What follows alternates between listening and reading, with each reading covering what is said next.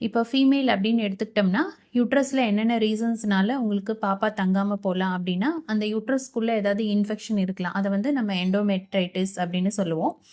அந்த மாதிரி அந்த உள் சுவடில் ஏதாவது இன்ஃபெக்ஷன் இருக்கிறதுனால உங்களுக்கு பேபி தங்குறதுல வந்து ப்ராப்ளம் வரலாம்.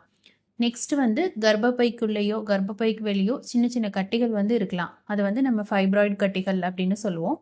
இந்த ஃபைப்ராய்டு கட்டிகள் வந்து பார்த்திங்கன்னா கர்ப்பப்பைக்கு உள்ளேயும் இருக்கும். சம்டைமில் வந்து அந்த சுவரில் பதிஞ்சிருக்கும்.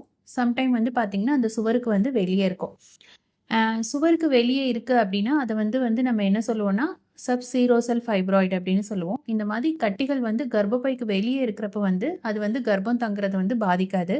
அதுவே வந்து அந்த கட்டிகள் வந்து கர்ப்பப்பைக்குள்ளேயே இருக்குது அப்படின்னா சப்மியூக்கோசல் ஃபைப்ராய்டு, இன்ட்ராமியூரல் ஃபைப்ராய்டு அந்த மாதிரி சொல்லுவோம்.